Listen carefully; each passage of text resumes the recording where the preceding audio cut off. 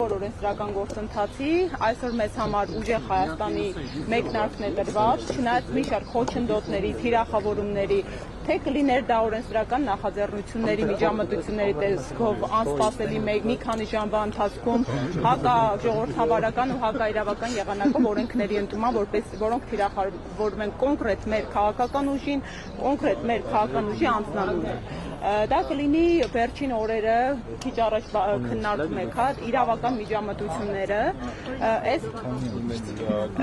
հիմա անդրադառնանք, մենք ինչպես պարոն Վարդևանյանը նշեց, բազմաթիվ մասնագետներով ուսումնասիրած լրակազմած փաստաթղթերի ցանկ ենք ու լրակազմ ենք ներկայացրել, որոնք իրավական տեսանկյունից խոցելիության խնդիր չունեն մեկ։ Մենք գնում ենք հաղթարշավի եւ գնում ենք բացարձակ մեծամասնական հաղթանակի երկու։ Մենք գնում ենք, որպեսզի մեր հասարակության, մեր ժողովրդի ծանր սոցիալական վիճակը, անվտանգային լրջագույն մարտահրավերները ու այն փոփոխությունների պահանջները, որ վրա են հասել, ի վերջո կյանքի կոչվեն ու հայ ժողովուրդը կարողանա ապրել ուժեղ Հայաստանում, ուժեղ առաջնորդի ղեկավարությամբ, ով Սամվել Կարապետյանն է, եւ ինչ վերաբերում է այս գործընթացներին, ձայնագրություններին, որ բազմաթիվ հարցադրումներ կա, հենց սա է մեր որպես իրավական ու ժողովրդավար պետության լրջագույն խնդիրը, որ այսօրվա իշխանությունները դարձել են քննիչ, դատավոր, դատախազ, տեսեք, ինչ որ ձայնագրություններ են հայտնվել լրահոսում իրավապահ մարմինների կողմից։ Դեռևս անգամ մի ամիս չի անցել, որպեսզի այդ ձայնագրությունները փորձաքննությունների ենթարկվեն, հասկանանք ում կողմից իրականացված են եւ ովքեր են այդ ձայնագրության մասնակիցները։ Իսկ ինչու չեք հնարավոր տարբերակ համարում, որ դրանք հնարավոր սադրիչներ են, որ մարդիկ են, ովքեր մեր քաղաքական ուժի հետ աղերս չունեն։ Որովհետև մենք նախաքննության գաղտնիքով ենք կաշկանդված, որովհետև մենք, այո, մեր գլխավոր խնդիրը նրանում է կանում, որ մենք բավականին պարկեշտ ենք։ Եվ այո, մենք չենք թույլ տալիս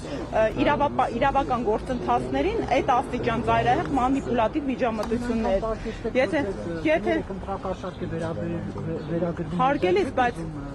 Հարգելի, բայց ո՞րն է հերկումը։ Ես ինքս անձամբ տվել եմ օրերս ճեպազրույցել, հարցազրույցել, որում այս նույն մտքերը արտահայտել եմ։ Արդյոք դա հերքում չէ։ Արդյոք մեր երկրում, հատկապես տեսեք, եթե մենք ընդդիմադիր քաղաքական ուժ ենք, մենք քաղաքացիներ ենք, ովքեր կաշկանդված չեն հստակ օրինականության սկզբունքով, լիազորություններով, պաշտոնատար անձինք, որոնք իրենց ծայրահեղ մանիպուլատիվ հայտարարություններ են թույլ տալիս, մանիպուլատիվ մոտեցումներ են թույլ տալիս, իրենք կաշկանդվածություն ունեն ի տարբերություն մեզ։ Ըստ միջազգային պրակտիկայի, ըստ մարդու իրավունքների եվրոպական դատարանի նախադեպային պրակտիկայի եւ ըստ ի վերջո մեր սահմանադրությամբ։ Այնպես որ ամփոփելով ասեմ, մենք ունենք հստակ օրակարգ, տեսլական ու այո, դուք գիտեք, մենք այն քաղաքական ուժն ենք, որը եկել է իրեն կաշկանդելու թե օրենքով ու իրավունքով, թե բարեվարքությամբ, ինչու ոչ այսօրվա իշխանությունը օրինակ վերցնելով, օրինակ մեր համակարգող ղեկավար կարելի է ավարտեմ, էլի պարոն Կիրակոսյան, մեր համակարգող ղեկավարի բարեվարք վարքագծից ընդունեցին բարեվարկության կանոնագիր այսօրվա իշխանությունները, որը ինչպես տեսանք շատ կարճ տևեց, իրենց բառամթերքն այնուամենայնիվ առաջ դարձել։ Ապրելու երկրի գլխավոր անդամները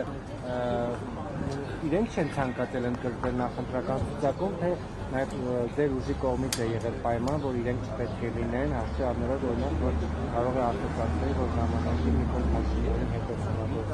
Եվ կներեք նաև այն երկու ուժերը, որ միացել են նոր դարաշրջան միավորված։ Տեսեք, իրավական գործընթացը մի փոքր ներկայացնեմ, որոշակի մասնակցելիություն նախընտրական ցանկում ունենք, մեր ցանկը համընդհանուր դաշինքի 199 թեկնածուից է բաղկացած,